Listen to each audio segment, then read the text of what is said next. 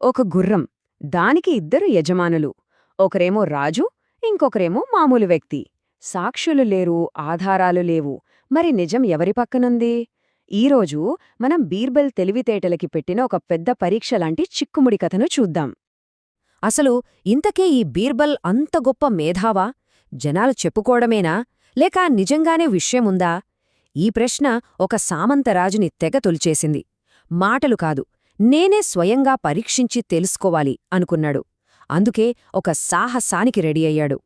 So బీర్బల్ను test చేయాలనే ఉత్సాహంతో ఆ రాజు ఏం చేశాడంటే, తన రాజరికాన్ని పక్కన పెట్టి మామూలు రైతు వేషం వేసుకున్నాడు. గుర్రం ఎక్కి రాజధానికి బయల్దేరాడు. కాని అప్పుడతనికి తెలీదు, ఆ దారిలోనే తన ప్రయాణానికి ఒక పెద్ద ట్విస్ట్ ఎదురవుతుందని. అలా వెళ్తుండగా దారిలో ఒక కుంటి వ్యక్తి కనిపించాడు. పాపమనిపించింది రాజుకి. మనసు కరిగిపోయింది. ఆయన మీద జాలితో చేసిన ఆ చిన్న సహాయం అదే తన ప్రయాణాన్నే తలకిందులు చేస్తుందని ఆ క్షణంలో అస్సలు ఊహించలేకపోయాడు. సరే, ఇక రాజధాని గేట్లు దాటేశారు. అంతే, సీన్ మొత్తం ఒక్కసారిగా మారిపోయింది. ఎవరికైతే రాజు దయ చూపించాడో ఆ వ్యక్తే ఇప్పుడు ఆయన మీద పగబట్టడానికి రెడీ అయ్యాడు. కృతజ్ఞత చూపించాల్సిన చోట మోసానికి దిగాడు ఆ వ్యక్తి. గుర్రం దిగమంటే దిగనన్నాడు. ఇంకా గొడవ మొదలుపెట్టాడు. ఈ గుర్రం నాది, ఈయన నా బానిస అంటూ రోడ్డుమీద అరవడం మొదలెట్టాడు. ఇప్పుడు చూడండి, ఇద్దరి మాటే ఆధారం. నువ్వు దొంగ అంటే నువ్వు దొంగ అని ఒకరినొకరు అనుకుంటున్నారంతే. కాని ఎవరి దగ్గర ప్రూఫ్ లేదు. సో ఈ విచిత్రమైన గొడవ ఫైనల్గా రాజదర్బారుకు చేరింది. ఈ చిక్కుముడిని విప్పడం ఎవరివల్లా కాలేదు. అందుకని ఎలాంటి సమస్య వచ్చినా సరే ఇలా చీటికలో పరిష్కరించేస్తాడని పేరున్న బీర్బల్కి ఈ కేసు అప్పగించడం జరిగింది. అందరూ ఎంతో టెన్షన్గా ఎదురుచూస్తున్నారు. అప్పుడు బీర్బల్ రంగంలోకి దిగాడు. కాని ఆయన వెంటనే జడ్జ్మెంట్ ఇవ్వలేదు. దానికి బదులుగా కోర్ట్లో ఉన్న అందర్నీ ఆశ్చర్యపరిచే ఒక విచిత్రమైన ఆర్డర్ వేశాడు. అయ్యా, ఈ గుర్రాన్ని స్టేబుల్లో వదిలేయండి. మీరిద్దరూ రేపు పొద్దున్నే మళ్ళీ రండి. అంతే. బీర్బల్ ఇచ్చిన తీర్పు ఇదే. ఈ చిన్న మాటకి దర్బారంతా గందరగోళం. అసలు దీని వెనక ఎంత పెద్ద ప్లానుందో ఎవ్వరూ ఊహించలేకపోయారు. ఇప్పుడు మనక్కూడా అదే డౌట్ వస్తుంది గదా, అసలు బీర్బల్ ఎందుకు టైం వేస్ట్ చేస్తున్నాడు? ఈ ఒక్కరోజు ఆలస్యం వెనక దాగి ఉన్న ఆ సీక్రెటేంటబ్బా?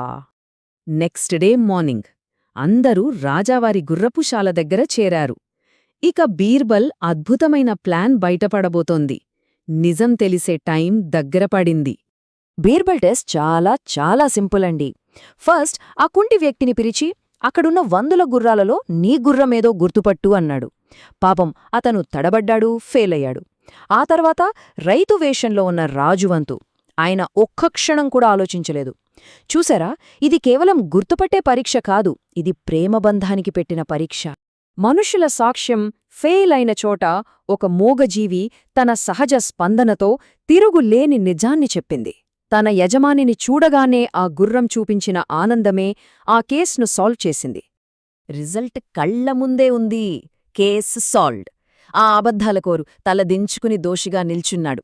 సో బీర్బల్ ప్లాన్ 100% వర్కౌట్ అయింది. సరే, గొడవైపోయింది. కాని అసలు కథ ఇప్పుడే మొదలు.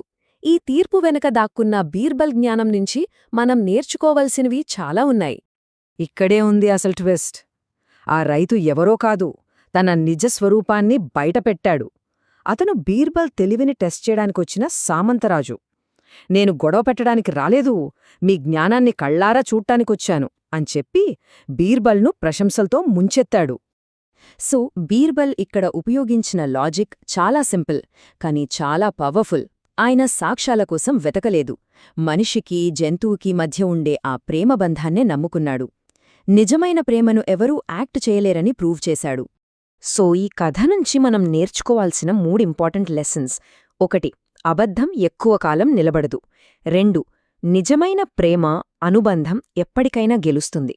మరి 3వ విషయం, అసలు తెలివి తొందరపడి తీర్పు ఇవ్వడంలో కాదు, ఓపికగా అబ్జర్వ్ చేయడంలో ఉంటుంది. ఈ పాత కథ మనకి ఒక కొత్త ఛాలెంజ్ ఇస్తుంది. రోజూ మనం ఎంతోమంది మాటలు వింటాం, చాలా విషయాలు చూస్తాం. వాటి వెనుక దాగి ఉన్న అసలైన నిజాన్ని తెలుసుకోవడానికి మనం మన డైలీ లైఫ్లో బీర్బల్ లాంటి వివేకాన్ని ఎలా ఉపయోగించగలం?